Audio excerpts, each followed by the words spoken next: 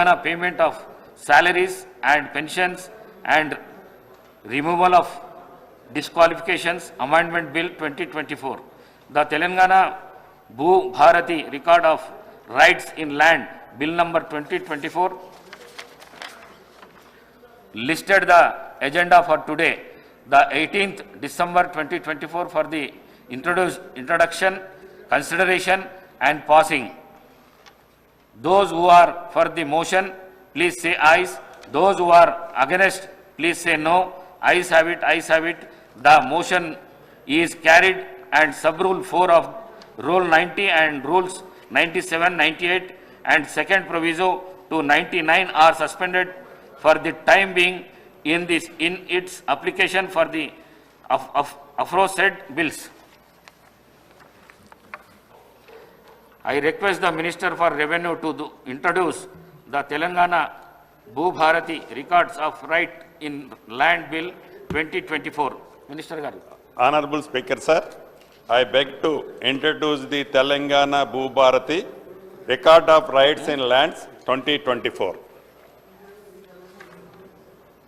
The bill introduced. I request the Minister for Revenue to move the motion for taking into consideration of the Telangana Bhu Bharati Records of Rights in Land Bill 2024. Minister Garu. Honorable Speaker, sir, I beg to move for taking into consideration of the Telangana Bhu Bharati Record of Rights in Land Bill 2024. Motion moved. Minister Garu, please explain.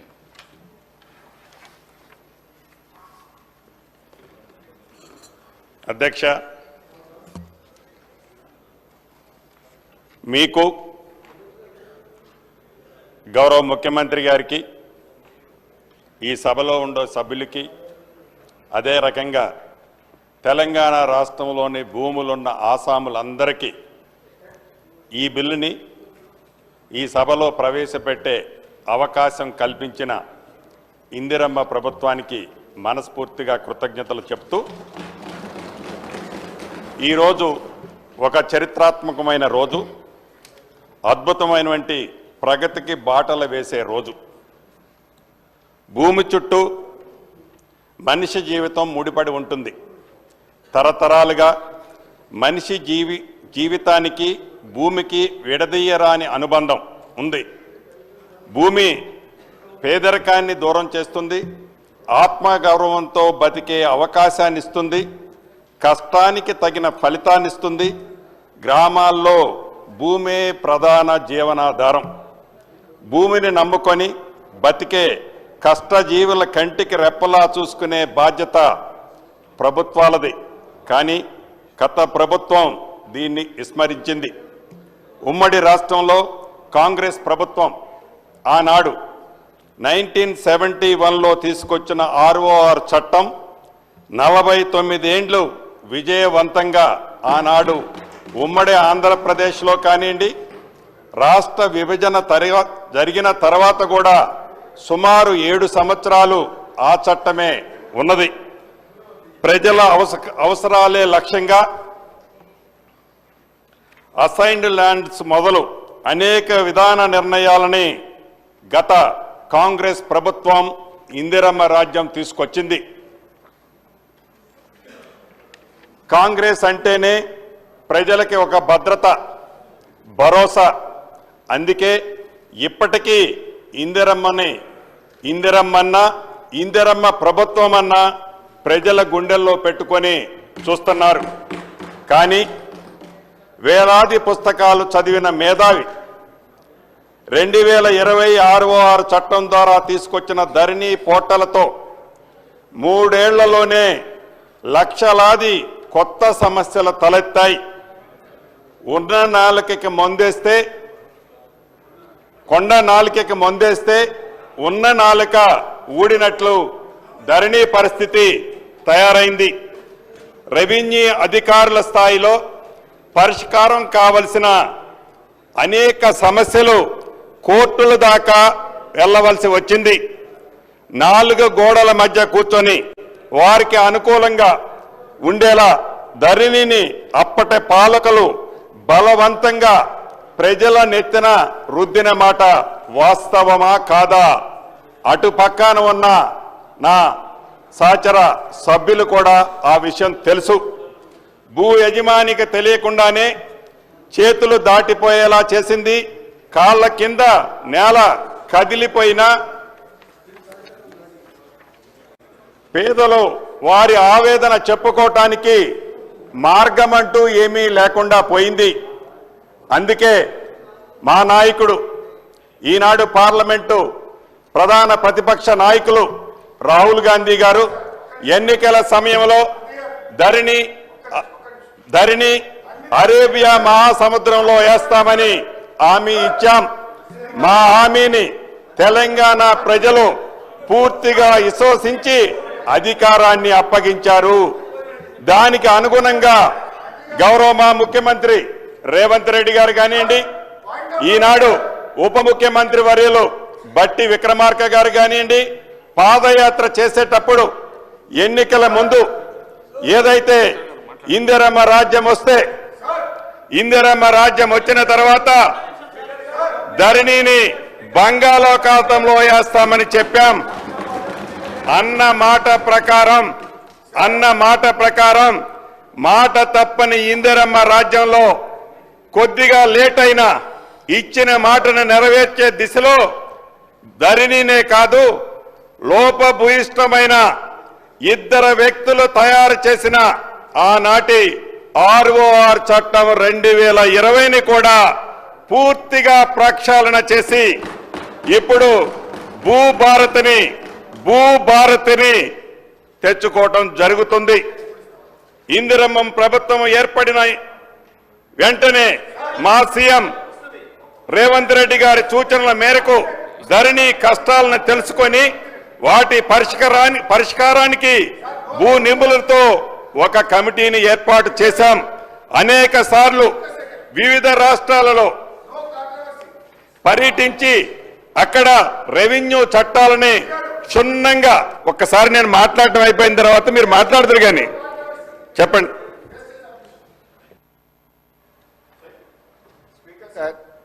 Only submission.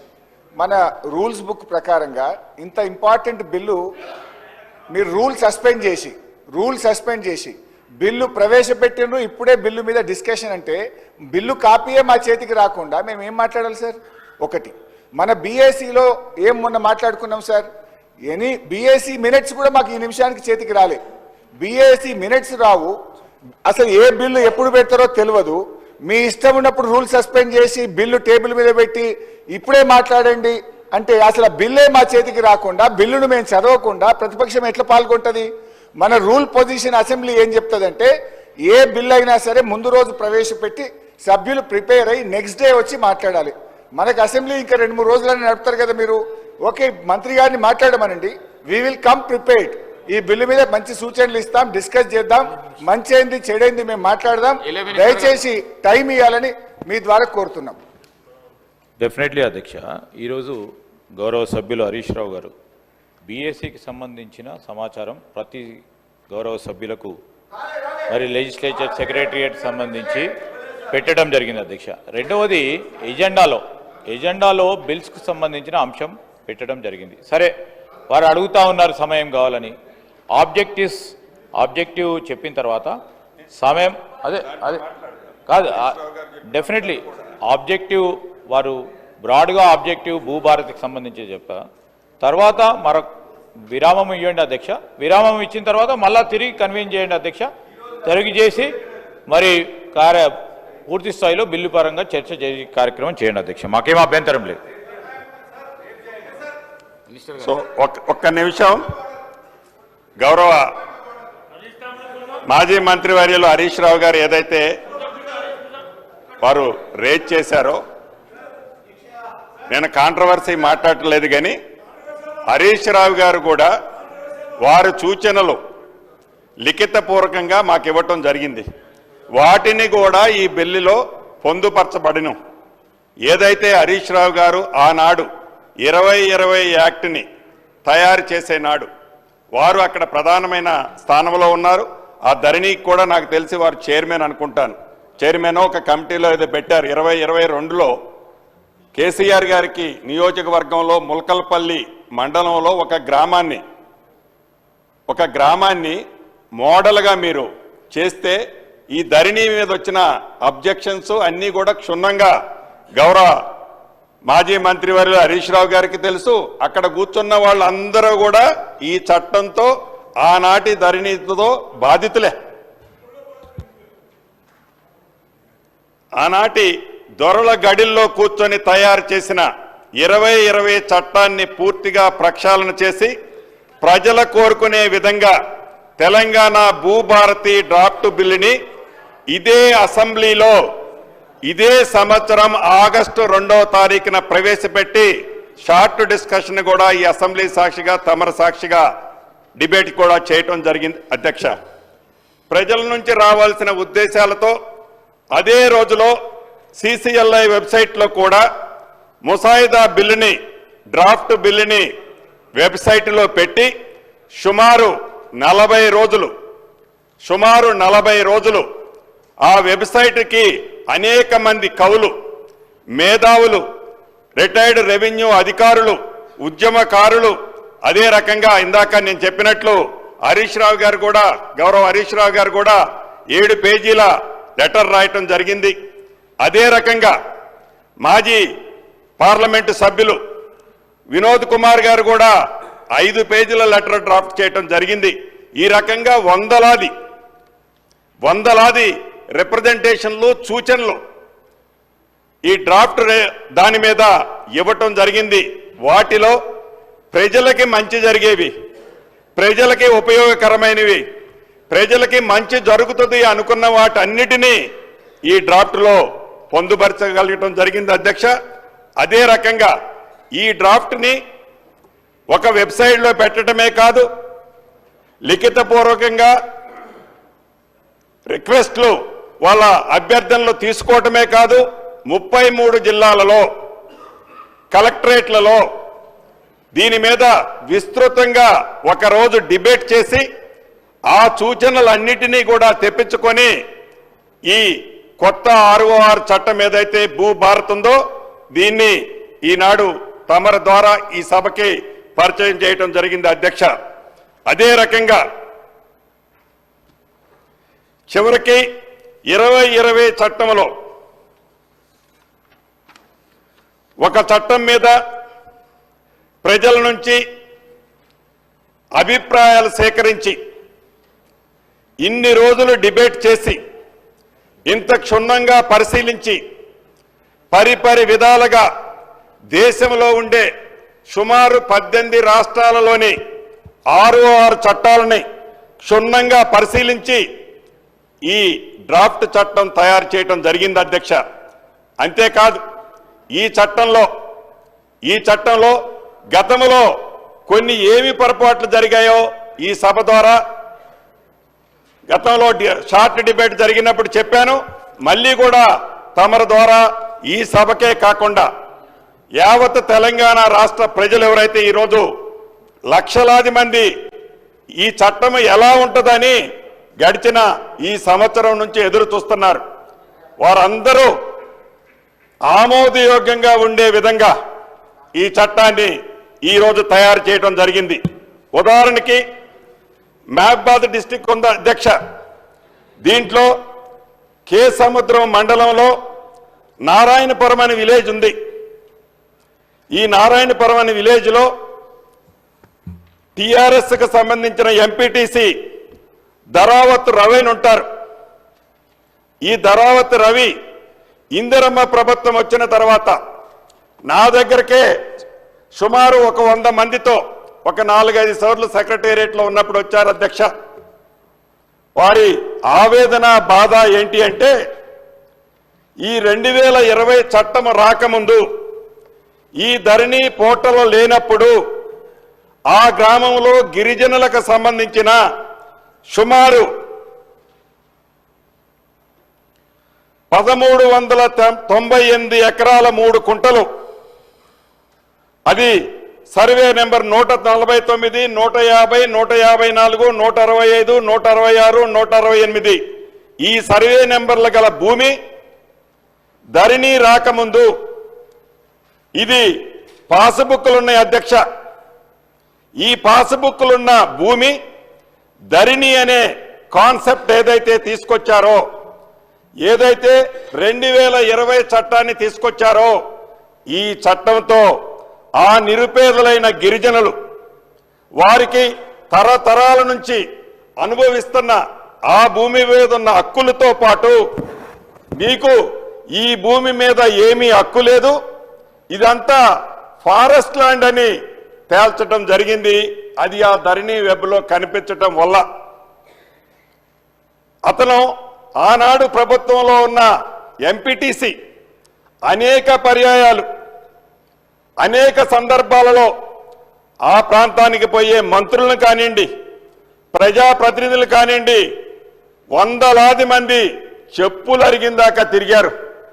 కానీ వారు ఏర్పాటు చేసిన ధరణి, వారి ప్రజాప్రతినిధి MPTC కూడా న్యాయం చేయలేని పరిస్థితిలో ఆ చట్టాన్ని, ఆ వెబ్సైట్ని వాళ్ళు ఏర్పరచుకొని బాధపడ్డ సందర్భాలు ప్రత్యక్షంగా ఇందిరమ్మ రాజ్యం వచ్చిన తర్వాత నాకు కానీ మిగతా సహచర మంత్రులకు కానీ ఆ రవి అనే వ్యక్తి వచ్చి చెప్పడం జరిగింది.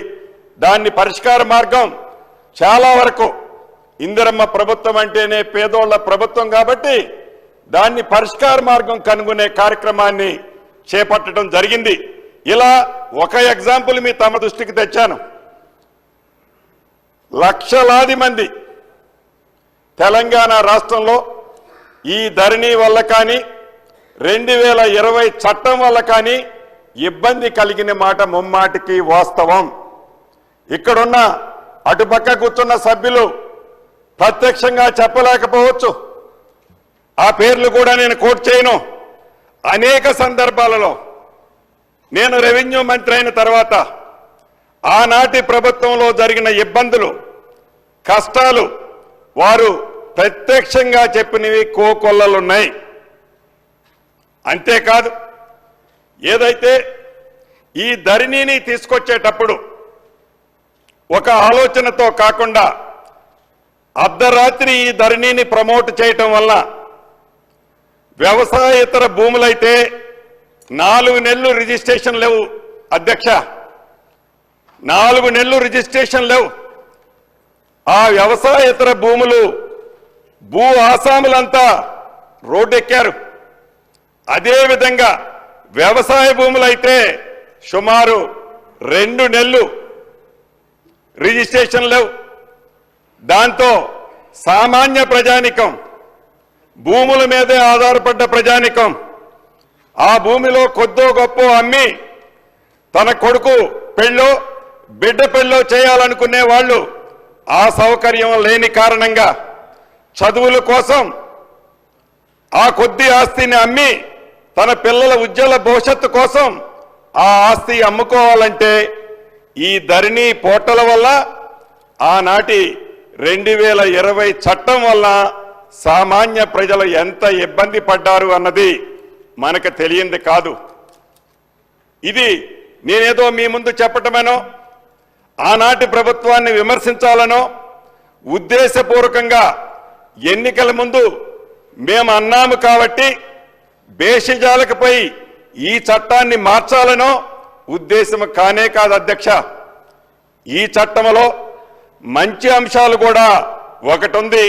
ఆ వివరాలు చెప్పేటప్పుడు తప్పకుండా మంచి చేసిన దాన్ని ఆనాటి ముఖ్యమంత్రి గారిని వారి సూచనలు ఇచ్చిన సలహాదారులు కానీ తప్పకుండా పొగడటం కూడా జరుగుద్ది అధ్యక్ష.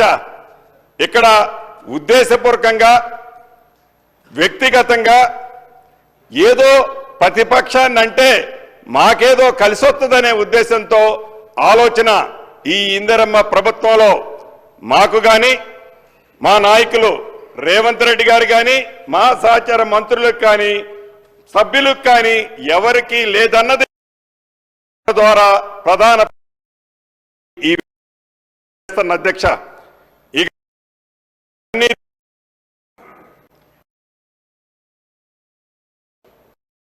అధికారంలోకి వస్తే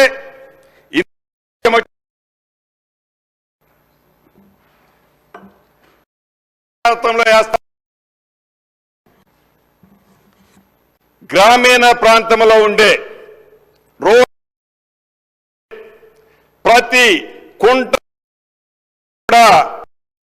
ప్రభుత్వాన్ని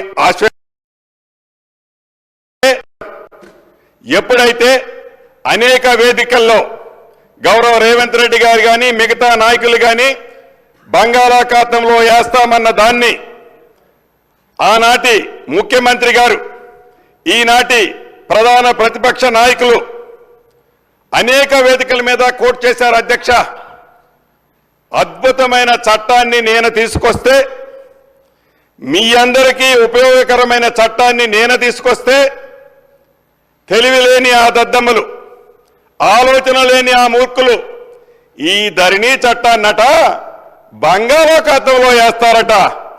మీరు బంగాళాఖాతంలో వేస్తానన్న పార్టీని, ఆ వ్యక్తుల్ని బంగాళాఖాతంలో వేయమని అనేక వేదికల మీద అనేక సందర్భాల్లో ఆ గౌరవ మాజీ ముఖ్యమంత్రి గారు సంబోధించారు. అధ్యక్ష, ప్రజలకి ఒక క్లారిటీ ఉంది.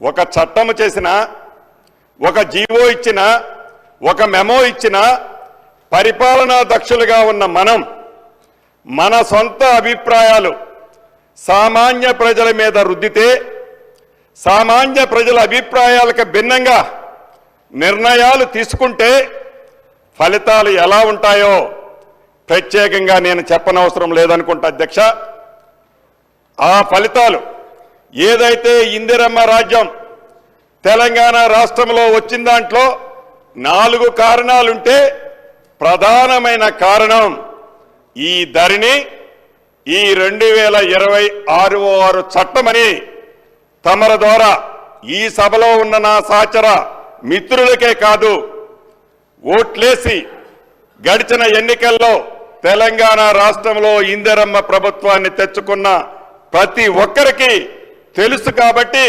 మరొక్కసారి దాన్ని గుర్తు చేయాల్సిన బాధ్యత నా మీద ఉంది. కాబట్టి తమరికి సవినయంగా ఈ సభలో ఉన్న సభ్యులకి వివరించుకుంటున్నాను. అధ్యక్ష, ఇక ప్రధానంగా ఏదైతే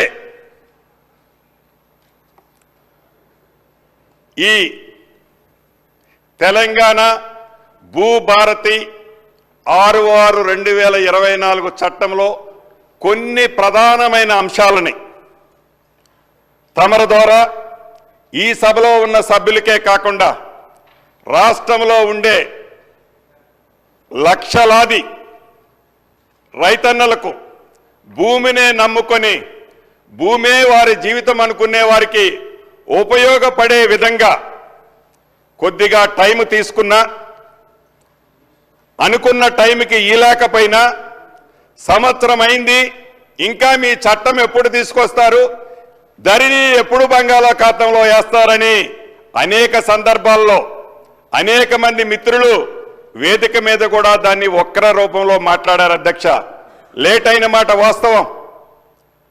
నాకు తెలిసి ఏదైతే ఈ ధరణిని, ఈ చట్టాన్ని తయారు చేసే దాంట్లో ఒక కమిటీని కాన్స్టిట్యూట్ చేశామో, ఆ కమిటీ అనేక పర్యాయాలు నాకు తెలిసి 22-23 సార్లు ప్రజల నుంచి వివిధ అభిప్రాయాలు సేకరించిన తర్వాత కూడా 22-23 సార్లు డ్రాఫ్ట్లు మారుస్తూ రాత్రి కూడా 1-2 అంశాల్లో పరి విధాలు ఆలోచించి సామాన్య ప్రజలకు ఇబ్బంది కలగకుండా ఉండే విధంగా ఈ చట్టాన్ని తేవాలని ఆ దిశలో లేట్ అయిందే తప్ప చట్టాన్ని సభలో ప్రవేశపెట్టాలి అనుకుంటే, ఏదో ఒక చట్టం ప్రజల మీద సామాన్యుల మీద రుద్దాలి అని అనుకుంటే ఇంత టైం పట్టి ఉండేది కాదు. అధ్యక్ష,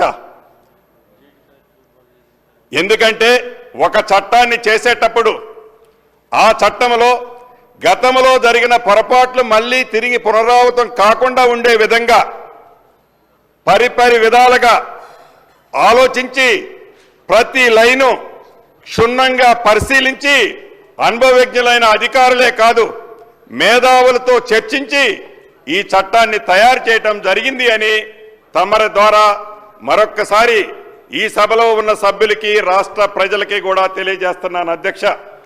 ప్రధానంగా కొన్ని అంశాలు తమరి ముందుంచుతాను. ఈ 2020 చట్టంలోని తప్పులని అధ్యయనం చేసి ఈ భూభారతి ద్వారా పూర్తిగా ఎవరైతే నిరుపేదలున్నారో ఈ రాష్ట్రంలో భూములున్న వాళ్ళు 5 కుంటలు 10 కుంటలు 20 కుంటల భూములుండి ఆ భూమి ఫిజికల్గా అంటే పొజిషన్లో వాళ్ళు ఉన్నారే తప్ప పేపర్ మీద లేక ఇబ్బంది పడుతున్నారో భూములున్న ప్రతి వారికి పూర్తి భద్రత కల్పించే విధంగా ఈ 2024 చట్టాన్ని తయారు చేశామని సవినయంగా మరొక్కసారి తెలియజేస్తున్నాను అధ్యక్ష. ఏదైతే ధరణిలో పార్ట్ బికు సంబంధించి 18,26,000 ఎకరాలు పార్ట్ బిలో ఉంది అధ్యక్ష. ఈ పార్ట్ బిలో ఉండే 18,26,000 ఎకరాలని ఈ చట్టం ద్వారా అది ప్రైవేటు భూమా గవర్నమెంట్ భూమా ప్రైవేటు భూమై 2014కు ముందు పాస్బుక్లుంటే ఏ కారణం చేత ఈనాడు దాన్ని పార్ట్ బిలో పెట్టారు. ఇది కోర్టులలో ఉన్నదైతే కోర్టుల పరిధిలో ఉన్నదైతే దాని గురించి మనం దీంట్లో చర్చించడంలా, ఎందుకంటే కోర్టు నిర్ణయించిన తర్వాతే దాన్ని మనం పరిష్కరించగలుగుతాం.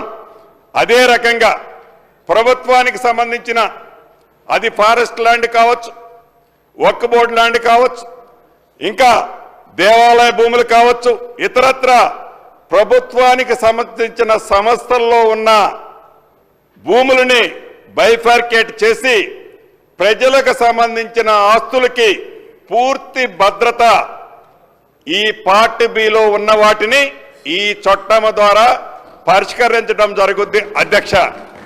అదే రకంగా గ్రామీణ ప్రాంతంలో ఉండే ఇళ్లుంటాయి అధ్యక్ష. ఆ ఇళ్లున్న స్థలాలకి ఇంటికి పరిసర ప్రాంతాల్లో ఉండే స్థలాలకి వాటికి ఏ రకమైన టైటిల్ ఉండదు అధ్యక్ష, ఏ రకమైన పేపర్ ఉండదు అధ్యక్ష. అటువంటి భూములు ఏవైతే ఆబాదీ భూములు కానీ అదే రకంగా గ్రామ కంటాలు కానీ వీటిని ఆబాదీ భూములకి గ్రామ కంటాల భూములకి పరిష్కార మార్గాన్ని కనుగొనేది ఈ చట్టంలో పొందుపరచడం జరిగింది. ఈ ఆబాదీ భూములకి రాబోయే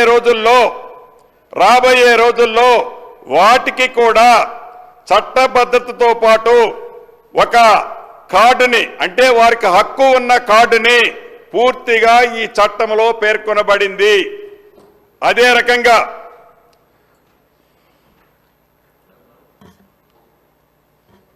భవిష్యత్తులో భూ వివాదాలకి పరిష్కార మార్గం ఏదో ఒకటి కనుక్కోవాల్సిన అవసరం ఉంది అధ్యక్ష. భూములు పాస్బుక్లు ఒకరి పేరుతో ఉంటాయి, పొజిషన్లో ఒకరుంటారు, పొజిషన్ ఎక్కువ ఉంటుంది, పాస్బుక్ తక్కువ ఉంటుంది, పాస్బుక్ ఎక్కువ ఉంటుంది, పొజిషన్ తక్కువ ఉంటుంది. దీనికి పరిష్కారం పొజిషన్లో ఎవరికి ఎంత భూమి ఉందో సర్వే చేయాల్సిన అవసరం ఉంది. దీనికి శాశ్వత పరిష్కారం తెలంగాణలో ఉండే ప్రతి ఎకరాకి ఒక భద్రత మనం కల్పించాలి అంటే పొజిషన్లో ఎవరున్నారు అనేది సర్వే చేసి దానికి సంబంధించిన పూర్తి రికార్డు పూర్తి హక్కులు కల్పించేది ఈ చట్టంలో పేర్కొనబడింది అధ్యక్ష.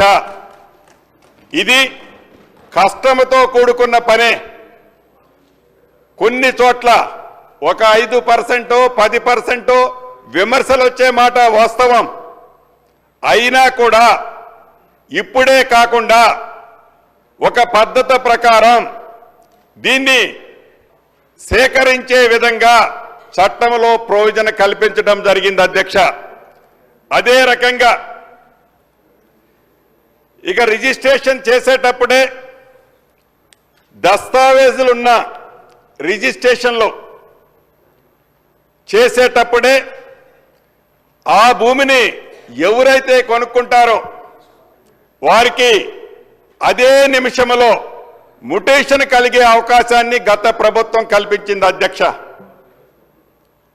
నాకు ఒక డాక్యుమెంట్ ద్వారా ఒక ఆస్తి సక్రమిస్తే ఆ ఆస్తిని నేను వేరే వాళ్ళకి అమ్ముకుంటే అమ్ముకునేటప్పుడు నా ఆస్తి నాకేదైతే టైటిల్లో నా పేరుందో ఇమ్మీడియట్లీగా ఆ ఆస్తిని కొనుక్కునే వాళ్ళకు కూడా మ్యుటేషన్ చేసే అంశాన్ని అన్నిటికీ అదే పెట్టారు. మేము ఈ చట్టంలో దీన్ని 3 రకాలుగా విభజించడం జరిగింది అధ్యక్ష. మొదటి అంశానికి సంబంధించి ఏదైతే క్లియర్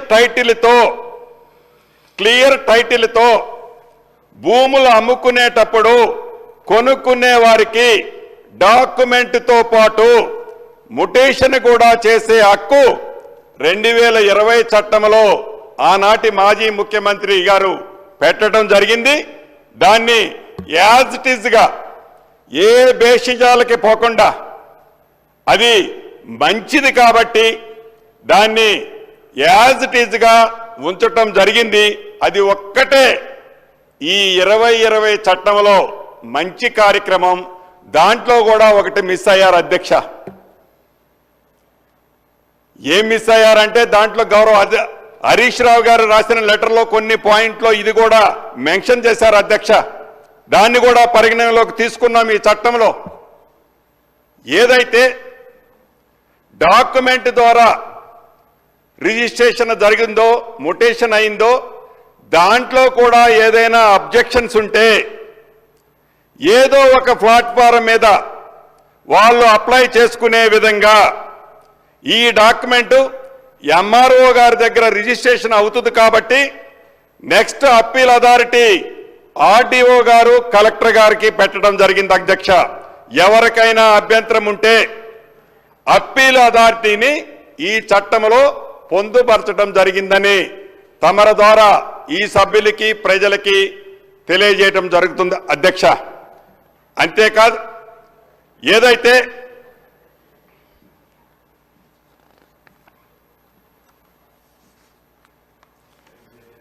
వారసత్వ పరంగా వంశపారంపర్యంగా ఏవైతే భూములు సక్రమిస్తాయో ఆ కుటుంబానికి వస్తాయో ఆ వచ్చే భూములు ఏవైతే ఉన్నాయో ఆ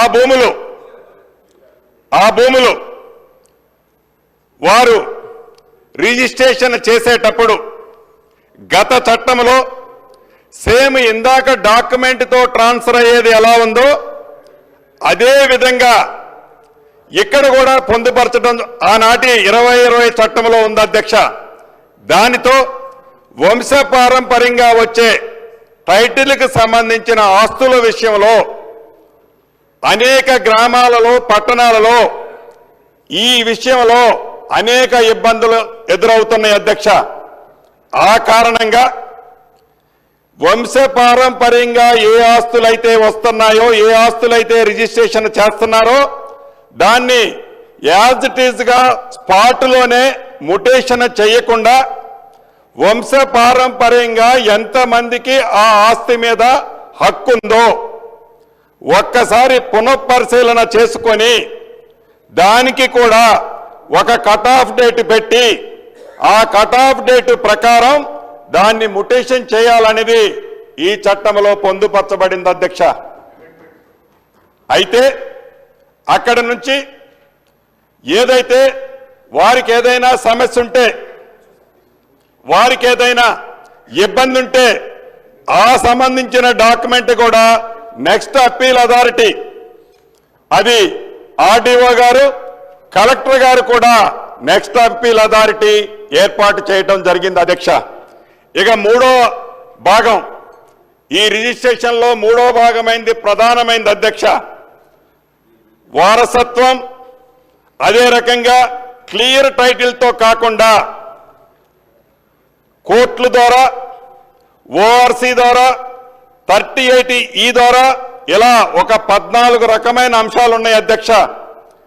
ఈ 14 రకాలైన అంశాలు ఏవైతే ఉన్నాయో ఈ 14 రకమైన అంశాలకు సంబంధించిన రిజిస్ట్రేషన్లు ఉన్నాయో ఏదైతే ఈ రిజిస్ట్రేషను ఎంఆర్ఓ గారు చేస్తే ఈ చేసిన ఎంఆర్ఓ గారిది మ్యుటేషన్ చేసే రైటు ఆర్డీఓ గారికి పెట్టడం జరిగింది అధ్యక్ష. ఈ ఆర్డీఓ గారికి పెట్టడం వల్ల ఒకసారి క్రాస్ చెక్ జరగడం జరుగుద్ది. అదే రకంగా ఆర్డీఓ గారి పైనున్న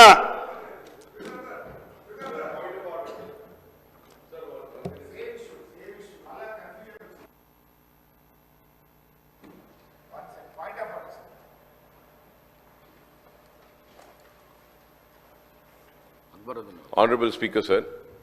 Sir, I just need one clarification from the chair, sir, is that the bill has been introduced now. The silent features are being getting read by the Honorable Minister Saab. So I would like to know whether we will be getting a chance to give our amendments or not. Because I was told and informed that it has been suspended. It has been announced by the chair. Secretary Saab, I just went and clarified. He said that it has been announced in the House that the bill will be introduced, and today itself the bill will be cleared. So I would like to know, sir, because the rule position says, sir, okay, you have to give some time. And if a minimum time, at least 12 hours needs to be given for members to submit their amendments. And now that, sir, last night also, sir, at 12 o'clock on the website, in the agenda, it was mentioned, sir. रात के 12 बजे आ रहा है साहब हमारे को agenda, और ये बिल इतना बड़ा है, इसको थोड़ा वक्त अगर देंगे आप तो हम प्रिपेयर कर सकते हैं, अपने अमेंडमेंट्स भी दे सकते हैं. We can give our good suggestions also in this bill, sir. Because earlier government has committed big mistakes and blunders in this, sir. We do not want the same mistakes to be repeated again by the Congress government.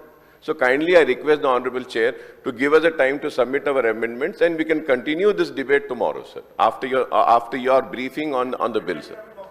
Yes, amendment के लिए मौका दीजिए. అయితే గౌరవ సభ్యులు ఏవైతే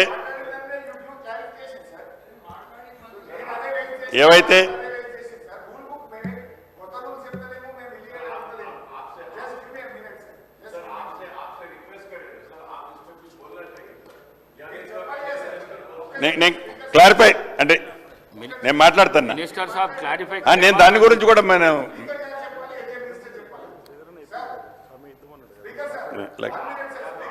అధ్యక్ష గౌరవ సభ్యులు ఏదైతే మాట్లాడారో అది చాలా వాల్యుబుల్ పాయింట్ అధ్యక్ష. తప్పకుండా ఏదైతే బిల్లు మేము ఈ సభలో ప్రవేశపెట్టామో ఇందిరమ్మ ప్రభుత్వంలో మంచి సూచనలు వారు మాట్లాడేటప్పుడు ఇస్తే తప్పకుండా వాటిని దీంట్లో కరెక్ట్ చేయడానికి కూడా ప్రభుత్వానికి బేసిజాలు లేవు అధ్యక్ష. వెరీ క్లియర్ అధ్యక్ష, ఎక్కడా బేసిజాలు లేవు అధ్యక్ష.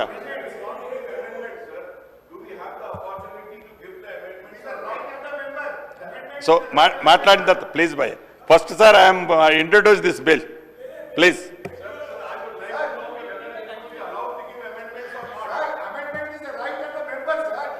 అధ్యక్ష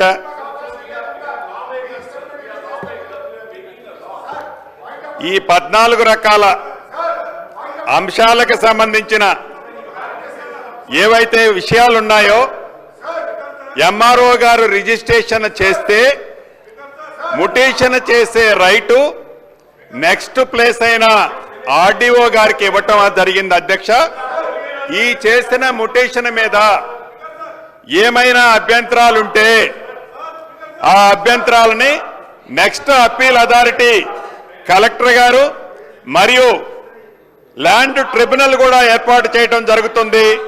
ఈ కలెక్టర్ గారు ల్యాండ్ ట్రిబ్యునల్లో కూడా అప్పీల్ చేసుకునే అవకాశాన్ని ఈ బిల్లులో పొందుపరచడం జరిగింది అధ్యక్ష. ఇక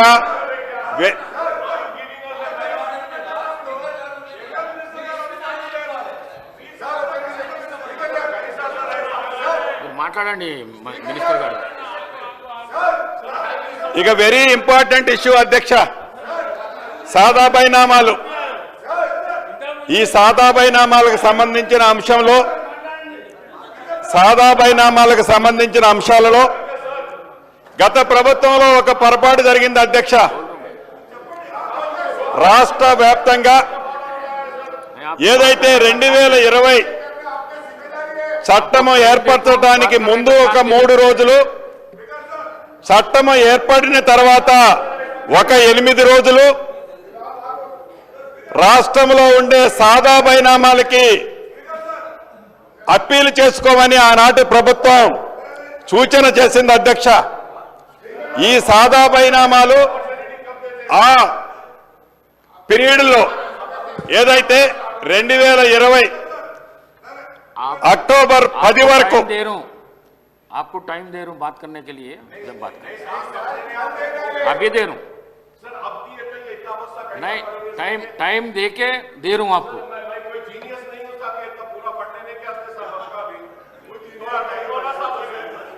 यू आर वेरी शार्प है.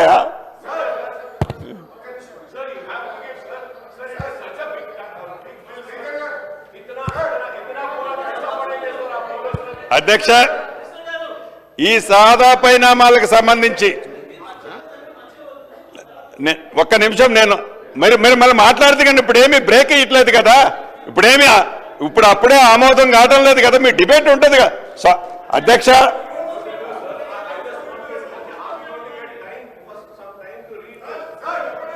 అధ్యక్ష, ఈ సాదా బైనామాలకు సంబంధించి ఏదైతే ఆనాటి ప్రభుత్వంలో 2020 యాక్ట్ వరకు 2020 యాక్ట్లో నవంబర్ 10వ తారీఖు వరకు ఏవైతే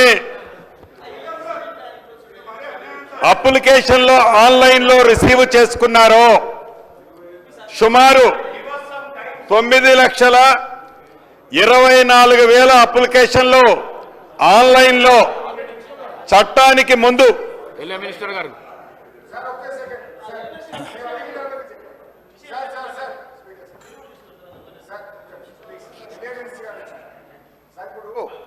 అక్బరుద్దీన్ ఓవైసీ గారు అడిగినా, బీజేపీ అడిగినా, బీఆర్ఎస్ అడుగుతున్నది ఒకటే, రూల్ పొజిషన్ ఏం చెప్తుంది? ఎల్ఏ మినిస్టర్ గారేమో రూల్స్ మేము రేపు డిస్కస్ చేద్దాము, మీరు అమెండ్మెంట్స్ ఇవ్వచ్చు అని చెప్పిపోయారు. కానీ మీ సెక్రటరీ గారు ఏమంటున్నంటే దేర్ ఆర్ నో అమెండ్మెంట్స్, ఇవాళనే డిస్కషన్ పూర్తి చేస్తామంటున్నారు. సార్, బేసికల్గా మన శాసనసభ అంటేనే శాసనాలు చేసే సభ. మన ప్రాథమిక పనే చట్టాల రూపకల్పన. మరి ఆ చట్టాల మీదనే కనీసం ప్రతిపక్షాలకు అమెండ్మెంట్ ఇచ్చే అవకాశం లేకుండా, మాట్లాడే అవకాశం లేకుండా, ఒక్క second I'm completing sir. Rules book rule number 99 provided further that no such motion shall be made until after copies of the bill have been made available for the use of members, and that any member may object to any such motion being made unless copies of the bill have been so made available for 2 days before the day on which the motion is made. 2 రోజుల ముందు bill కాపీలు సభ్యులకు ఇవ్వకపోతే a member అయినా లేచి objection చెప్పొచ్చు అని మన రూల్ బుక్ చెప్పింది. లేస్తే మాట్లాడితే మా ఎల్ఏ మినిస్టర్ రూల్ బుక్ పెట్టుకొని మాట్లాడతాడు. మరి ఈ రూల్ బుక్లోనే 2 రోజుల ముందు బిల్లు పెట్టాలన్నారు. 2 రోజులు కాదు, 1 రోజు ముందనే పెట్టండి. ఇంకోటి అమెండ్మెంట్స్, ఆ బిల్లులో ఏమైనా తప్పులు ఉన్నప్పుడు, ఈ బిల్లే కాదు అమెండ్మెంట్స్ ఇచ్చే హక్కు కూడా సభ్యులకు ఉంటుంది. దాని మీద మీరు రూలింగ్ ఇవ్వండి అని మేము పాయింట్ ఆఫ్ ఆర్డర్ చెప్తే మీరు ఏం చెప్పరు, ఎల్ఏ మినిస్టర్ గారు ఏం చెప్పరు. ఇవి మీరు బుల్డోజ్ చేస్తాము, మా ఇష్టం చేస్తామంటే మేము వెళ్ళిపోతాం. మరిగా సభలో ఉండము. రూల్ ఫాలో గారా, బుక్ ఫాలో గారా మీరు? What is this? సాంబశివరావు గారు. అధ్యక్ష, థ్యాంక్ యూ సార్. వాస్తవంగా ఈ బిల్లు చాలా ప్రాధాన్యతతో కూడినటువంటి బిల్లు. మేమందరం ఏమనుకున్నామంటే ఇవాళ బిల్లు ప్రవేశపెడితే రేపు చర్చ ఉంటే చదువుకోవడానికి అవకాశం ఉంటుంది, అమెండ్మెంట్స్ కూడా అవకాశం ఉంటుంది అనుకున్నాం. ఎందుకంటే ఆ ధరణి ఆ వైఫల్యాలలో ఆ నేపథ్యంలో మళ్ళీ అదే తప్పు చేయకూడదని నేను మీ ద్వారా ప్రభుత్వాన్ని కోరుతున్నాను. మాకు దయచేసి అధ్యక్ష, రేపు ఇవాళ చదువుకుంటాం, రేపు మాకు అవకాశం ఇవ్వండి సార్, రేపు అవకాశం ఇవ్వండి.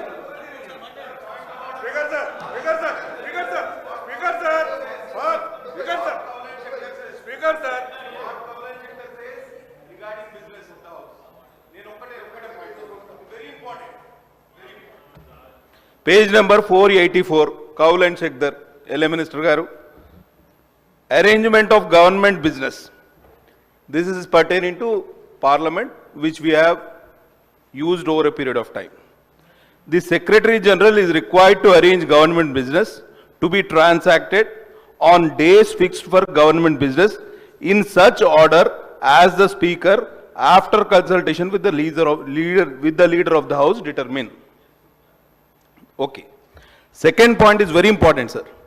The leader of the House is required to intimate the probable government business for the first 2 or 3 days of a session at least 10 days in advance. Thereafter, the list of business is immediately drawn up and circulated to members so as to give them sufficient time to table amendments to the items of business included therein.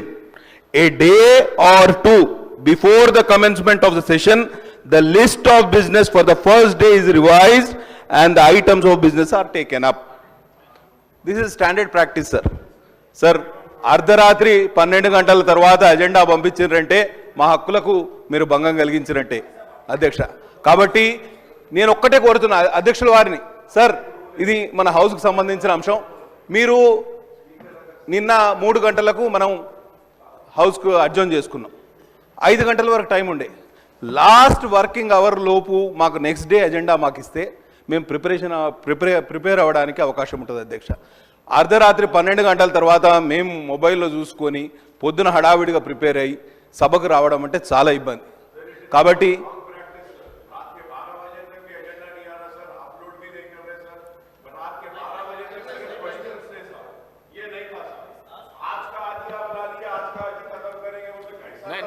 वैसा नहीं करेंगे, बात करते हैं LA minister गारू, वैसा नहीं करेंगे LA minister गारू. అధ్యక్ష గౌరవ సభ్యులు హరీష్ గారు మాట్లాడుతూ, పాల్వాయి హరీష్ గారు మాట్లాడుతూ, we go by rules procedure. Kaul and షెక్దర్కు సంబంధించిన అంశం స్పష్టంగా చెప్పిండ్రు, కాదంటలేము. కానీ ఈరోజు బిల్లు తీసుకోవాలన్నప్పుడు స్పీకర్ గారు అనుమతి పొంది, we have suspended rules of 1997-98. When we suspended the rules, then we have an opportunity to present the bill, passing of the bill and consideration of the bill. Honorable member, I am also bringing to the light to the information. Sir, రెండోది హరీష్ రావు గారు చెప్పారు, అక్బరుద్దీన్ గారు కూడా చెప్పారు, వారికి సమయం కావాలన్నారు. Generally అధ్యక్ష, మనము గత 10 సంవత్సరాలు, ఎందుకంటే 10 సంవత్సరాలు ఎందుకంటా ఉన్నాం అంటే 2014లోనే రూల్స్ తీసుకొచ్చారు మీరు. 10 years కాలంలో, లాస్ట్ 10 yearలో చాలా సందర్భాల్లో మీరు రూల్స్ సస్పెండ్ చేసి బిల్స్ పాస్ చేసిరు. అక్కడ హరీష్ రావు గారు, వెనకాల ప్రశాంత్ రెడ్డి గారు, వినండి సార్ వినండి, చేసిండ్రు. చేసినప్పుడు ఎప్పుడు కూడా అమెండ్మెంట్స్కు అవకాశం ఇవ్వలేదు, మేము కూడా అడిగినాం. కానీ ఈరోజు మేము ఇంకా ప్రజాస్వామికంగా ఉండాలని స్పీకర్ గారు అనుమతిస్తే, ఎందుకంటే మేము మా శ్రీనివాసరెడ్డి గారు చెప్పారు, ఇంతకుముందే చెప్పారు, మాకు ఏ విధమైన బేషిజాలు లేవు, సామాన్య ప్రజానికానికి ఇబ్బంది లేకుండా రేపు చట్టం ఉండాలనే యోచన చేస్తూ ఉన్నారు. డెఫినెట్లీ సార్, వారు చదువుతున్న తర్వాత మీకు సమయం కావాలంటారు, you're seeking time for till tomorrow. Definitely we will, yeah sir, మీరు అనుమతిస్తే మాకేమీ ఇబ్బంది లేదు అధ్యక్ష. రేపు ఇస్తామని చెప్తున్నాం కదా. ఫస్ట్ ప్రెసిడెంట్ సార్ అధ్యక్ష, ప్రెసిడెంట్ అయిపోతుంది ప్రతి సందర్భంలో కూడా. ఇది ఒక ప్రత్యేకమైన బిల్లుకు సంబంధించిన అంశం విషయంలో కనుక మీరొక మరి రూల్కు సంబంధించి సడలింపు చేసి ఇస్తే అమెండ్మెంట్కి సంబంధించిన అంశం విషయంలో కూడా will take the amendments also. We're very open అధ్యక్ష. We just want to see that the common man is not been affected. By rule book, if we go, sir, we are going by the rule book which has been prepared by them. వాళ్ళు prepare చేసింది వాళ్ళే పాటిస్తలేరు sir అధ్యక్ష, మేము పాటిస్తూ ఉన్నాం. వాళ్ళు ఇక్కడ కూర్చొనేమో పాటించాలన్నారు, అక్కడ కూర్చొని పాటిస్తలేరు రూలు. ఈరోజు మేమేం చేయాలి అధ్యక్ష? దానికి ఇక్కడ కూర్చున్న రూలు, అక్కడ కూర్చున్న రూలు అంటే ఎట్లా సార్ అధ్యక్ష? మేము ఇంకా కూడా బ్రాడ్గా చెప్తా ఉన్నాము సార్ ఇప్పుడు కూడా చెప్తా ఉన్నాం. మేమేమన్నాము అధ్యక్ష? హరీష్ రావు గారు, అక్బరుద్దీన్ గారు సూచన ఇచ్చిండ్రు, సాంబశివరావు గారు కూడా అన్నారు మాకు సమయం కావాలని. ఎప్పుడైనా సార్ మీరు కూడా చూసిర్రు अकबर भाई आप भी देखे कल 10 साल आप ही थे हम बीच में 5 साल नहीं थे कभी उन लोगों दिए क्या कभी उन लोगों दिए क्या हम लोग देखो ఈరోజు నేను మీరు అనుమతిస్తే రేపు మంత్రి గారు కూడా డెఫినెట్లీ రేపు సమయం తీసుకొని చర్చించి తీసుకోవడం జరుగుతుందని మీ ద్వారా గౌరవ సభ్యులకు తెలియజేస్తా ఉన్నది. Honorable Speaker, sir, I thank Legislative Affairs Minister Saab for rising and clarifying and giving us all the opportunities for giving the amendments also, sir. But I would like to say one thing and sit down, sir. Sir, he's saying that the rules were prepared when they were in power. Yes, sir, that is right, sir. Sir, we have never been in power, sir. But we objected then also, sir, that this rule is wrong.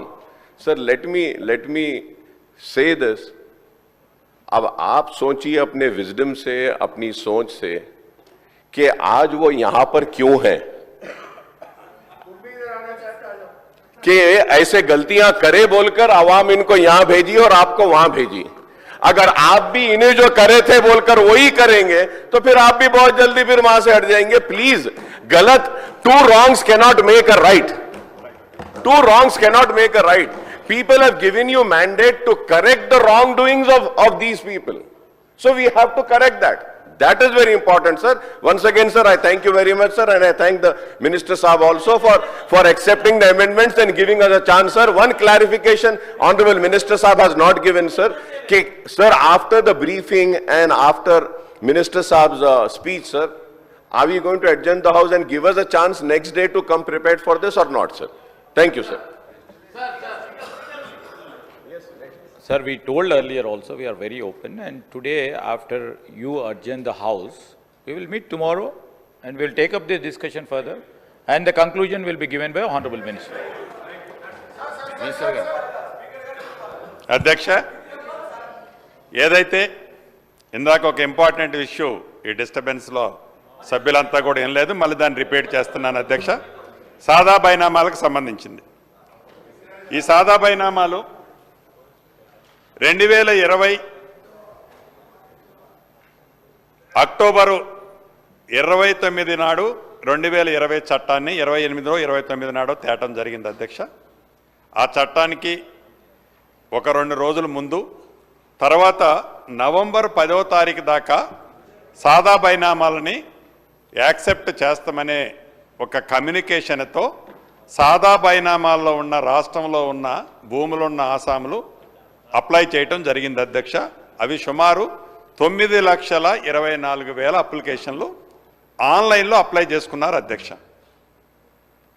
చట్టంలో మట్టుకు ఈ సాదా బైనామాలకు సంబంధించిన అంశాలని ఎక్కడా క్రోడీకరించలేదు, పొందుపరచలేదు అధ్యక్ష.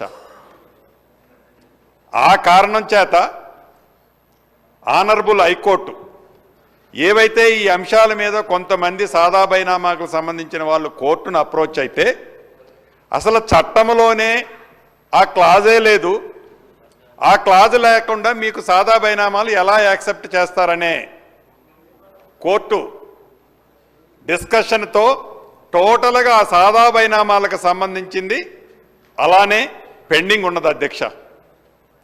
ఈ చట్టం ఏదైతే 2024 చట్టం భూభారత చట్టం ఉందో, ఈ చట్టంలో నవంబర్ 2010 వరకు ఏవైతే అప్లికేషన్ ఆన్లైన్లో ఉన్నాయో, ఏవైతే ఎలిజిబుల్ ఉన్నాయో ఆ ఎలిజిబుల్లో ఉన్నాయి, ఎవరు పరిధిలో ఉన్నవి వారు, అది ఎంఆర్ఓ పరిధిలో ఉన్న, ఆర్డీఓ గారి పరిధిలో ఉన్న, కలెక్టర్ గారి పరిధిలో ఉన్న, లేకుంటే గతంలో వివిధ కారణాల చేత ఏవైనా రిజెక్ట్ చేసి ఉంటే వాళ్ళ కోసం ల్యాండ్ ట్రిబ్యునల్లో వాళ్ళు అప్లై చేసుకొని ల్యాండ్ ట్రిబ్యునల్ అప్రోచ్ అవ్వచ్చు అధ్యక్ష. రిజెక్ట్ కాకుండా ఉంటే అది ఈ డీసెంట్రలైజేషన్ ఏదైతే చేశామో ఎంఆర్ఓ, ఆర్డీఓ, కలెక్టర్ గారు వీళ్ళ పరిధిలో ఉన్నవి వాళ్ళ పరిధిలో న్యాయబద్ధమైన వాటిని క్లియర్ చేసే అంశాన్ని ఈ చట్టంలో పొందుపరచడం జరిగింది అధ్యక్ష. ఏదైనా అబ్జెక్షన్స్ ఉంటే ఈ సాదా బైనామాలకు కానీ ఎనీ ట్రాన్సాక్షన్కి అబ్జెక్షన్స్ ఉంటే ప్రాపర్ ప్లాట్ఫారం మీద నెక్స్ట్ 2 స్టెప్స్ అబ్జెక్షన్ రేజ్ చేసుకునే అంశాన్ని కూడా ఈ చట్టంలో పొందుపరచడం జరిగింది అధ్యక్ష. ఇక వెరీ వెరీ ఇంపార్టెంట్ ఇష్యూ, మనిషికి దేశవ్యాప్తంగా ఆధార్ ఎలా ఉందో ఈ చట్టంలో భూధార అంశాన్ని కూడా చేర్చడం జరిగింది అధ్యక్ష. ఈ భూధార అంశం అనేది ప్రధానమైన అడ్వాంటేజ్ ఏంటంటే ఏ వ్యక్తి గురించి అయినా తన ఆధార్ గురించి తన డీటెయిల్స్ గురించి చెక్ చేసుకోవాలంటే ఆధార్ కోడ్ కొడితే ఆ వ్యక్తికి సంబంధించిన డేటా అంతా ఎలా అయితే విజువల్స్ ఉంటాయో ఈ భూధారులో కూడా ప్రతి రైతుకి ఒక భూధారు కోడ్ ఇవ్వటం జరుగునే అంశాన్ని ఈ చట్టంలో పొందుపరచడం జరిగింది అధ్యక్ష. అదే రకంగా జమాబందీ గ్రామ రెవెన్యూలో ఈ 2020 చట్టానికంటే ముందు ప్రతి రెవెన్యూ విలేజ్లో జమాబందీ జరుగుతుండేది అధ్యక్ష. ప్రతి సంవత్సరం ఆ గ్రామంలో ఆ సంవత్సరము మొత్తం జరిగిన ట్రాన్సాక్షన్స్, అది ఒకరిదొకరికి అమ్ముకున్నా కానీ ఒకరికి గిఫ్ట్ ఇచ్చుకున్నా కానీ ట్రాన్స్ఫర్ వివిధ కారణాల చేత చేసుకున్నా కానీ అది గ్రామంలోనే కూర్చొని ఆ రెవెన్యూ గ్రామంలో దానికి సంబంధించిన విషయాలన్నీ ఆ సంవత్సరానికి సంబంధించినవన్నీ ఆ జమాబందీలో పొందుబాటు చేసి క్లియర్ చేసుకోవడం జరిగింది అధ్యక్ష. 2020 చట్టం వచ్చిన తర్వాత అది పూర్తిగా ఎత్తేశారు అధ్యక్ష. ఎత్తేయటమే కాదు అధ్యక్ష, రాష్ట్రంలో 10,956 రెవెన్యూ గ్రామాలు ఉన్నాయి అధ్యక్ష. ఈ 10,956 రెవెన్యూ గ్రామాలలో అంతకుముందు ఒక రెవెన్యూ వ్యవస్థ ఉండేవాళ్ళు అధ్యక్ష, ఒక మనిషి ఉండేవాడు. అది విఆర్ఓ కావచ్చు, విఆర్ఏ కావచ్చు. రమారమి ఈ విఆర్ఓకు సంబంధించిన వ్యవస్థ మొత్తం రాష్ట్రంలో సుమారు 23,000 మంది ఉంటారు అధ్యక్ష. ఒక అర్ధరాత్రి తన మైండ్లో వచ్చిన ఆలోచనతో ఒక కలము పోటుతో టోటల్గా ఆ రెవెన్యూ వ్యవస్థనే కుప్పకొల్చడం జరిగింది అధ్యక్ష. ఈ చట్టంలో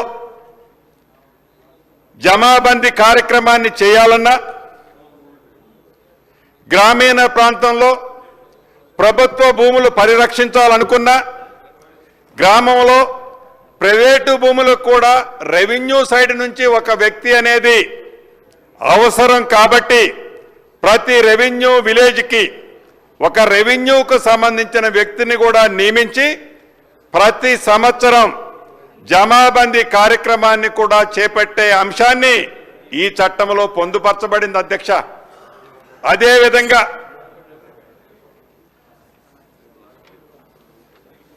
ల్యాండ్ ట్రిబ్యునల్స్ ఇందాకనే నేను తమరికి విన్నవించాను, తమరి ద్వారా గౌరవ సభ్యులందరికీ కూడా తెలియజేశాను.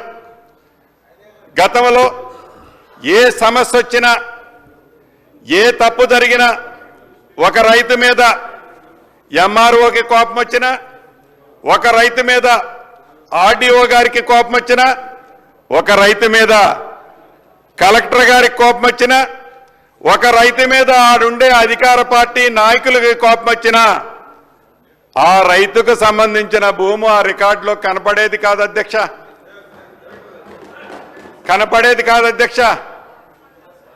ఆ 2020 చట్టం పుణ్యమా అంటూ ఆ రైతు ఏ అధికారికి పోయి ఒక పిటిషన్ ఇచ్చుకునే అవకాశం కూడా లేదు అధ్యక్ష. అప్పీలు చేసుకునే సందర్భం కూడా లేదు అధ్యక్ష. అప్పీలు అథారిటీ అనేది అవసరమని తలంచి ల్యాండ్ ట్రిబ్యునల్స్ని ఏవైతే సమస్యలున్నాయో ఈ ఉమ్మడి ఆంధ్రప్రదేశ్లో, ఆనాడు ఉమ్మడి ఆంధ్రప్రదేశ్లో కానీ ఈనాటి తెలంగాణ రాష్ట్రంలో కానీ గతంలో ఎప్పుడూ ఇన్ని సమస్యలు లేవు అధ్యక్ష. ఈ సమస్యల పరిష్కారాన్ని కనుగొనటం కోసం ల్యాండ్ ట్రిబ్యునల్ని కూడా పునర్నిర్మించే కార్యక్రమాన్ని ఈ చట్టంలో పొందుపరచడం జరిగింది అధ్యక్ష. అదే రకంగా ప్రభుత్వానికి సంబంధించిన ఆస్తులు ఇందాక తమరి ద్వారా సభ్యులకు తెలియజేసినట్లు అది రెవెన్యూ భూములు కావచ్చు, వక్ఫ్ బోర్డు భూములు కావచ్చు, దేవాదాయ భూములు కావచ్చు, ఫారెస్ట్ భూములు కావచ్చు, ఇనాములు కావచ్చు, ఇలా చాలా అంశాలు ఉన్నాయి.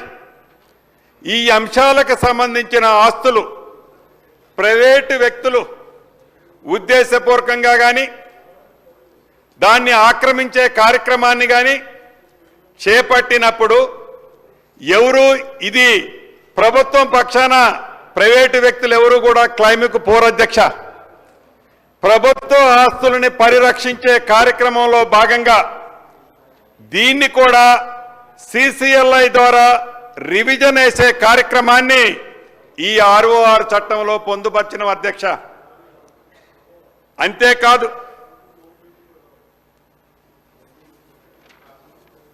ఇంకొక ఇంపార్టెంట్ అంశం ఉంది అధ్యక్ష.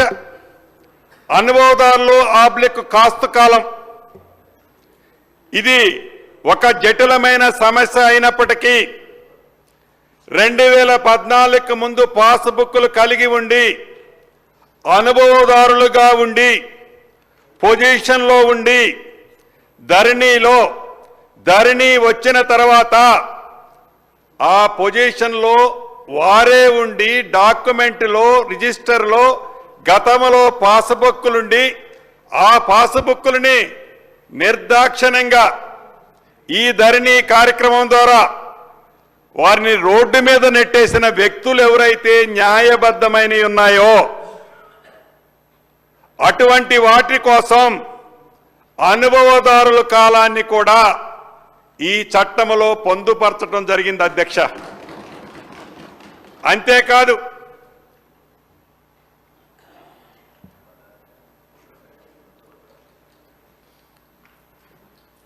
ఏదైతే గతంలో ఈ సాఫ్ట్వేర్ అంటే ఈ ఆన్లైన్ సిస్టమ్ ఈ ధరణి కాన్సెప్ట్ ఇతరత్ర లేనప్పుడు మనకి మాన్యువల్గా పానీలు ఉండే అధ్యక్ష.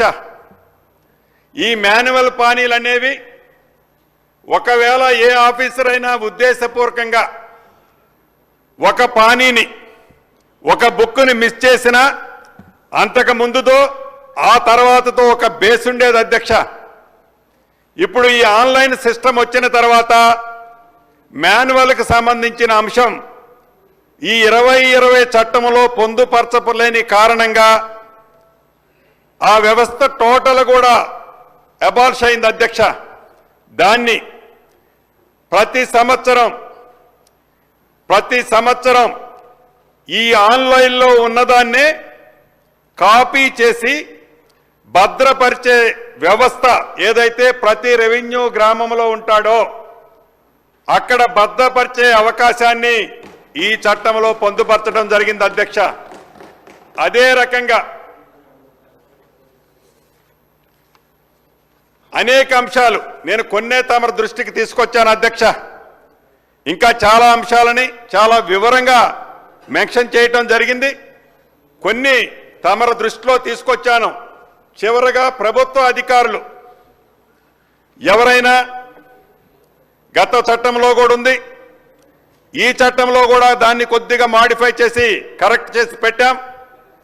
ప్రభుత్వ ఉద్యోగులు ఎవరైనా ఉద్దేశపూర్వకంగా కానీ ఏ రకమైన ప్రలోభాలకు కానీ ఇతరత్ర అది ప్రైవేట్ ఆస్తులు కానీ ప్రభుత్వ ఆస్తులు కానీ ఎవరికైనా proper link document proper establishment చేయకుండా ఏ ట్రాన్సాక్షన్ జరిగినా అటువంటి అధికారి మీద కఠినమైన చర్యలు కూడా తీసుకునేది ఈ చట్టంలో పొందుపరచడం జరిగింది అధ్యక్ష. ఇవి కొన్ని మాత్రం తమర ద్వారా ఈ సభకి ఇప్పుడు కొన్ని తెలియజేయడం జరిగింది అధ్యక్ష. అదే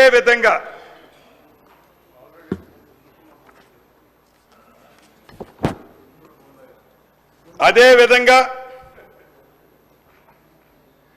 గతంలో ఈ ధరణి అనేది ఏర్పాటు చేసేటప్పుడు 3 మాడ్యూల్స్తో స్టార్ట్ అయింది అధ్యక్ష. అర్ధరాత్రి పూట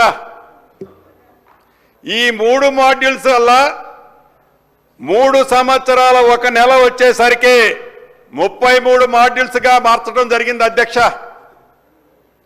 ఈ 33 మాడ్యూల్స్లో గ్రామీణ ప్రాంతంలో ఉండే చదువురాని నిరుపేదల్లో కొద్దిగా భూమి కలిగి ఉండే నిరుపేదలు, బక్క చిక్కిన రైతులు, వారు తెలిసి తెలియక వారు భూమి రికార్డులో కనపడడం లేదని ఒక మాడ్యూల్లో అప్పీల్ చేస్తే, ఇది నువ్వు ఈ మాడ్యూల్లో కాదు అప్లై చేయాల్సింది 33వ మాడ్యూల్లో చేయాలంటారు, 33లో చేస్తేనా 27లో అంటారు. ఇలా రింగాట ఆడుకునే వాళ్ళ అధ్యక్ష. ఏదైతే ఆనాటి ధరణిని స్వదేశ సంస్థ అని చెప్పి ముందు ఒక కంపెనీకి ఇచ్చి, ఆ స్వదేశ సంస్థ నుంచి వారి స్వలాభం కోసం విదేశ సంస్థలో తెలంగాణ రాష్ట్రానికి సంబంధించిన 2,76,00,000 చిల్లర ఎకరాల ఆస్తిని విదేశ సంస్థ చేతిలో పెడితే, ఆ విదేశ సంస్థ నుంచి నిన్న డిసెంబర్ 1వ తారీఖున పూర్తిగా స్వదేశ సంస్థ అయిన కేంద్ర ప్రభుత్వానికి సంబంధించిన సంస్థ అయిన ఎన్ఐసికి ఆనాడు పెట్టిన ఖర్చు కంటే తక్కువ ఖర్చుతో ఈనాడు ఎన్ఐసికి పూర్తిగా హ్యాండ్ ఓవర్ చేయడం జరిగింది అధ్యక్ష. దీంతో ఈ రాబోయే రోజుల్లో ఈ భూభారతి ద్వారా 33 మాడ్యూల్స్ బదులు ఎక్కువలో ఎక్కువ 6 మాడ్యూల్స్తో దీన్ని పునఃప్రక్షాళన చేస్తున్నాం అధ్యక్ష. అంతేకాదు, గతంలో మనకి పానీ నకళ్ళు మాన్యువల్గా రాసేటప్పుడు 32 కాలాలుండే అధ్యక్ష. ఈ 32 కాలాల యొక్క ఉద్దేశం, ఆ భూమి స్వభావం, ఆ భూమి గతంలో ఎవరిది, దానికి పట్టాదారులు ఎవరు, ఇది మాగానినా మెట్టనా, ఇది సాగులో ఉందా సాగులో లేందా, ఇది కొండలు గుట్టల వాగులు వంకల, ఇలా 32 కాలాల్లో మెన్షన్ చేసేది అధ్యక్ష. అటువంటిది ధరణి పుణ్యం అంటూ కేవలం ఒకే కాలం అధ్యక్ష. ఆ కాలంలో కనపడితే కనపడినట్టు, కనబడకపోతే ఆ రైతు ఆత్మహత్య చేసుకోవటమో, రోడ్ల పాలవ్వటమో, మతి చెలించి రోడ్ల మట్టి తిరగటమో జరిగేది అధ్యక్ష. దాన్ని ఏదైతే ఎన్ఐసి ద్వారా ఎన్ఐసికి హ్యాండ్ ఓవర్ చేస్తున్నామో ఈ భూభారతిని, రాబోయే రోజుల్లో 11 కాలాలతో ఈ రికార్డుని ప్రక్షాళన చేసే అంశాన్ని కూడా దీంట్లో పొందుపరచబోతున్నాం అధ్యక్ష. అంతేకాదు,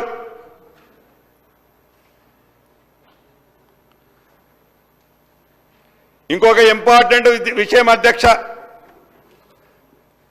ప్రజల దీవెనలతో ఇందిరమ్మ ప్రభుత్వం ఏర్పడింది. నేను రెవెన్యూ శాఖ మంత్రిగా వచ్చా.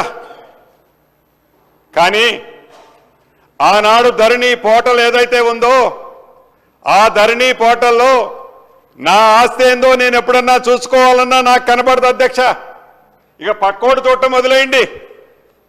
ఏదైనా అబ్జెక్షన్ రేజ్ చేసి ఏదైనా తప్పులున్నాయని ఆ కలెక్టర్ గారికో ఆ ఇతరత్ర సంబంధిత అధికారులకు ఒక లెటర్ ఇస్తే, ఆ కలెక్టర్ గారు అది న్యాయమైతేనో ఆ కలెక్టర్ గారికి బుద్ధి పుట్టి ఇది చేయొచ్చు అని చేస్తే, తర్వాత ఆ కలెక్టర్ గారు నేను ఏం చేశాను నిన్న అని ఇవాళ పొద్దున్న చూసుకోవాలంటే మళ్ళీ ఆ కలెక్టర్ గారికి కూడా ఆ వెబ్లో ఆ ఆప్షన్ కనపడదు అధ్యక్ష. Everything is secret. బడా వాళ్ళకి బ్యాంకుల్లో లాకర్లు ఉన్నట్లు ఈ ధరణిలో ఎవరైతే భూములున్నాయో, ఎవరైతే భూములని కొల్లగొట్టారో, ఆ కొల్లగొట్టిన భూములన్నీ ఈ లాకర్లో, సీక్రెట్ లాకర్లో పొందుపరిచి ఏది డిస్ప్లే అయ్యే అవకాశం లేదు అధ్యక్ష.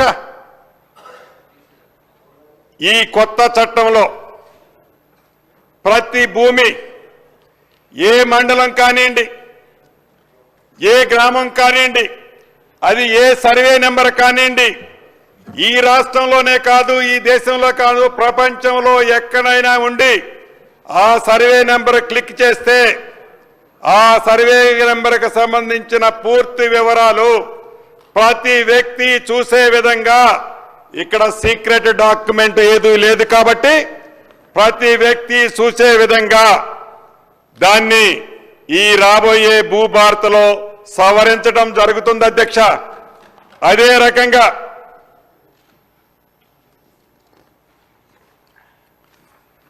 ఏదైతే ఈ భూభారత్ని ఇప్పుడు ఈ డిసెంబర్ 1వ తారీఖు నుంచి ఎన్ఐసికి ఇచ్చాము అధ్యక్ష.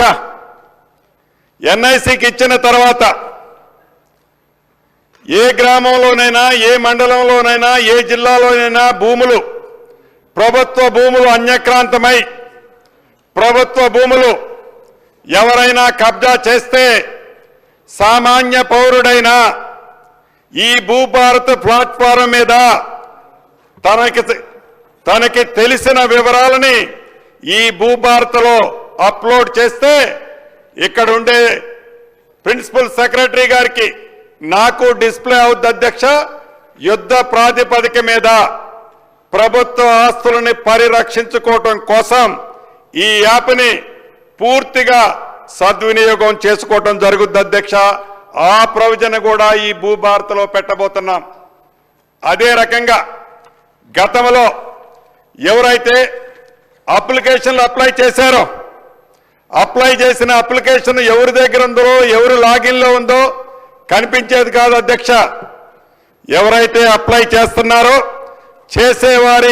వారి ఫోన్కి టింగ్ టింగ్ టింగ్ అనుకుంటా ఈ పేషీ నుంచి ఇంకొక పేషీకి ట్రాన్స్ఫర్ అయినప్పుడు ఆ ఫైలు ఎక్కడుందో వారికి కనపడే విధంగా ఈ భూభారత్ ప్లాట్ఫారం మీద ఆ సౌకర్యాన్ని పేద రైతన్నలకి కలిగించే మంచి జరిగే విధంగా పొందుపరచడం జరిగింది అధ్యక్ష. అంతేకాదు ఇది ప్రధానమైన అంశం. ఏదైతే ఈ భూభారత్ని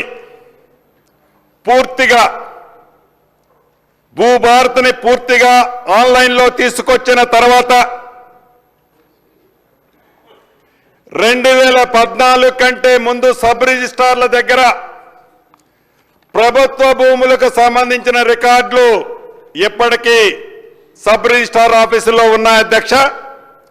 ఆ రికార్డులతో ఈ భూభారత్ని పూర్తిగా అప్డేట్ చేసి ఆ రికార్డులని ఈ భూభారత్ని సూపర్ ఇంపోజ్ చేసి ఏవైతే 2014 ముందు ప్రభుత్వ భూములు అని రికార్డ్ అయి ఉన్నాయో, రికార్డ్ అయిన ప్రతి సర్వే నెంబర్ని క్షుణ్ణంగా పరిశీలించి ఆ సర్వే నెంబర్లో ఏ భూములైతే ఎన్ని వేల ఎకరాలైతే అన్యాక్రాంతమయ్యాయో వాటన్నిటినీ తిరిగి ఇందిరమ్మ ప్రభుత్వము తిరిగి తీసుకొని పేదవాడికి దాని మీద హక్కుంది కాబట్టి పేదవాడికి ఇవ్వాలనే అంశాన్ని ఇందిరమ్మ ప్రభుత్వము పరిశీలిస్తుంది అధ్యక్ష.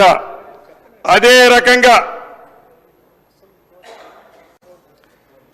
ప్రభుత్వ భూములు ఆక్రమించుకున్న, ప్రభుత్వ భూములు స్వాధీనం చేసుకున్న, ప్రభుత్వ భూములని తప్పుడు తడకలు రికార్డులు చూపించి కొంతమంది అన్యాక్రాంతం చేసుకున్నారో అటువంటి భూములని ఒక్క గజము కూడా ఇందిరమ్మ ప్రభుత్వంలో వదిలిపెట్టే ప్రసక్తి లేదు అధ్యక్ష. అదే రకంగా చివరగా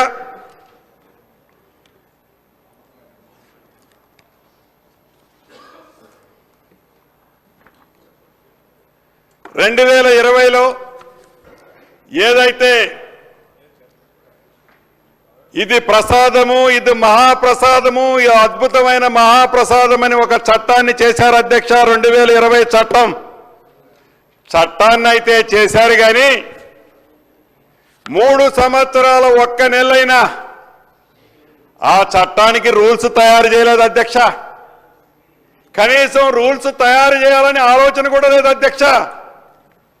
ఎప్పుడైనా చట్టం తయారు చేస్తే, ఎప్పుడైనా చట్టాన్ని తయారు చేసి రూల్స్ క్షుణ్ణంగా దాంట్లో ఇన్కార్పొరేట్ చేస్తే ఆ చట్టం యొక్క ఫలితాలు ఆ పేదవాళ్ళకి ఎలా అందుతాయో మనకి ప్రత్యక్షంగా అర్థమైంది అధ్యక్ష.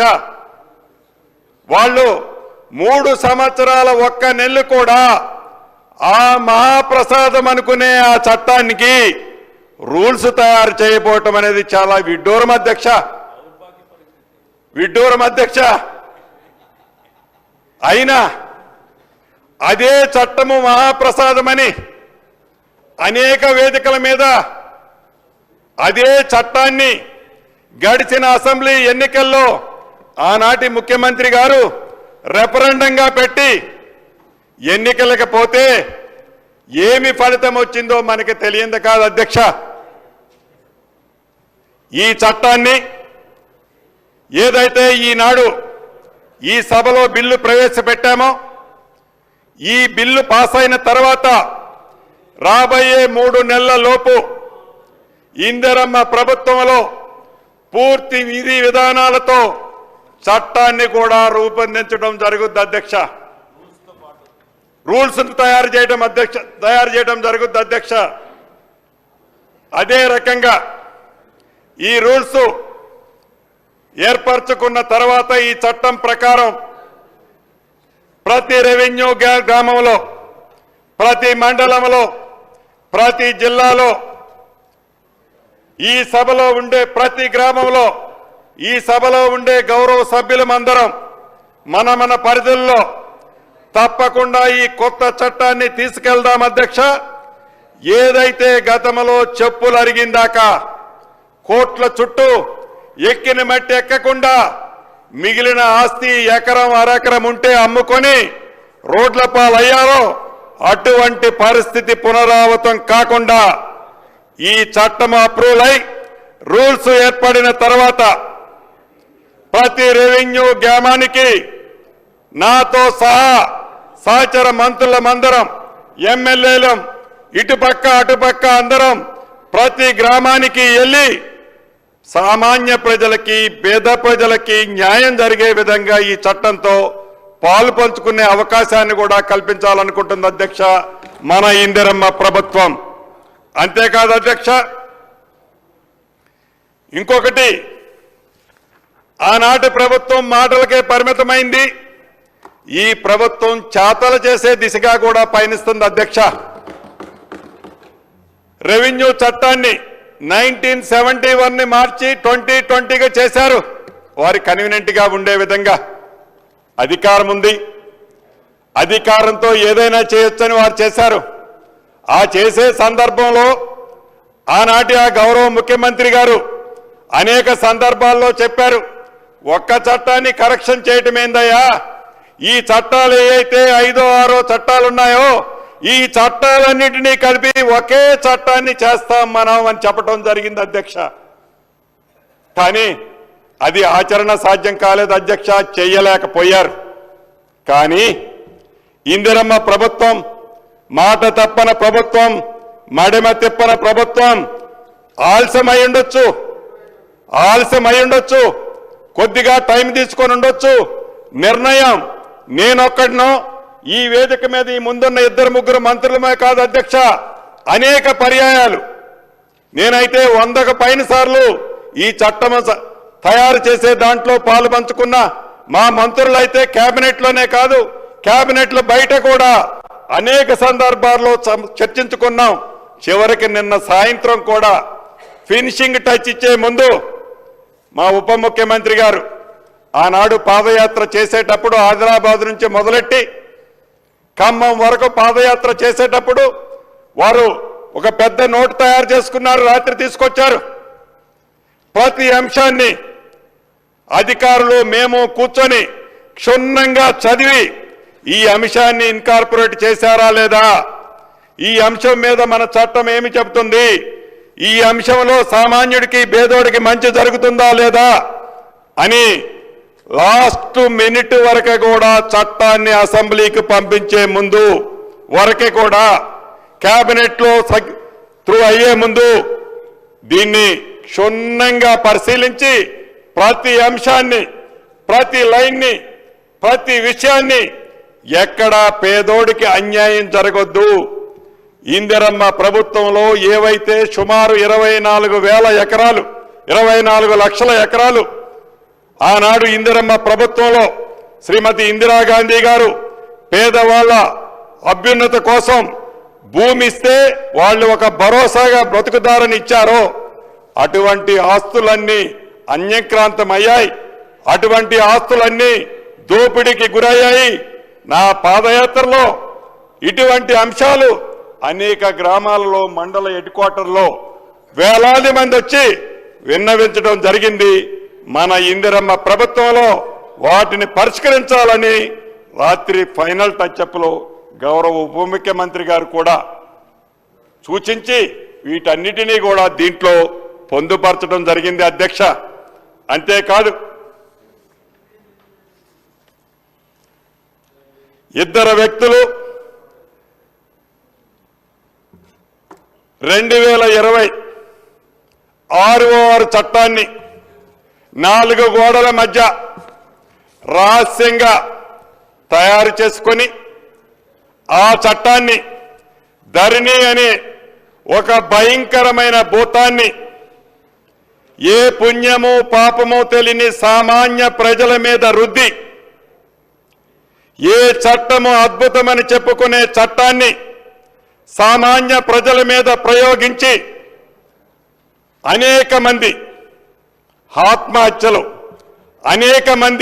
అనేక హత్యలు, ఈ చట్టంలో ఉన్న లోపభూయిష్టమైన అంశాలతో అనేక హత్యలు, చిట్ట చివరికి కుటుంబంలో భార్యాభర్తల మధ్య, అన్నదమ్ముల మధ్య, తల్లిదండ్రులకి కొడుకుల మధ్య ఇద్దరు బిడ్డలుంటే ఇద్దరు బిడ్డలు కూడా మాట్లాడుకోలేని లోపభూయిష్టమైన 2026 చట్టమే ఈనాడు తెలంగాణ రాష్ట్రంలో ఉండే పేద ప్రజలకి ఒక మహాశాపంగా మారింది అనేది నేను అనటం కాదు అధ్యక్ష.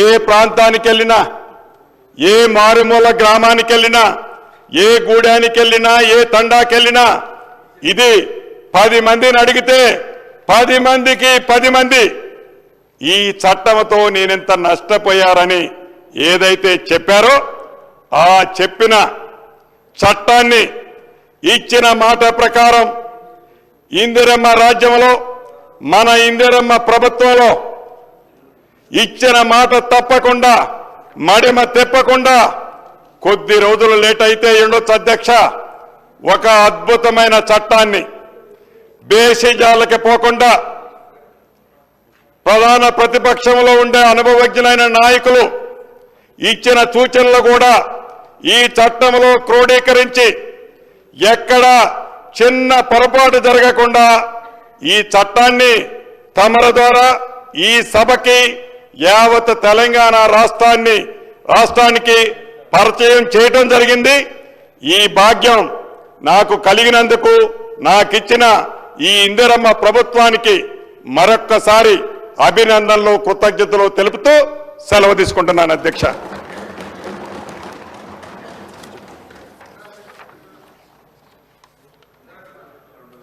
Considering the mood of the House and the exercise of power vested in me under Assembly rules, I am announced to the House that the amendments to the Telangana Bhubharati Records of Rights Land Bill 2024 will be received up to 3 p.m. today, the 18th December 2024.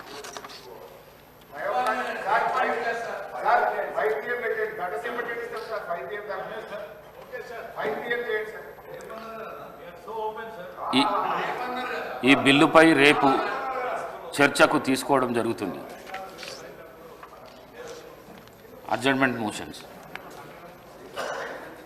Shri K తారక రామారావు గారు మరియు ఇతరులు రాష్ట్రంలోని auto డ్రైవర్లకు ఆర్థిక సాయం అందించాలని మరియు సంక్షేమ బోర్డును ఏర్పాటు చేయాలని కోరుతూ ఇచ్చిన వాయిదా తీర్మానాన్ని తిరస్కరించడమైంది.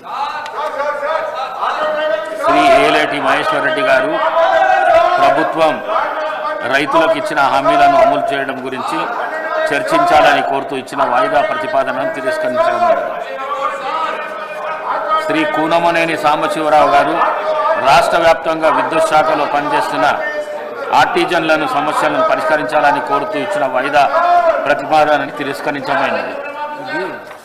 సభ్యుల కోరిక మేరకు అమెండ్మెంట్స్ 5 వరకు తీసుకెళ్ళారు.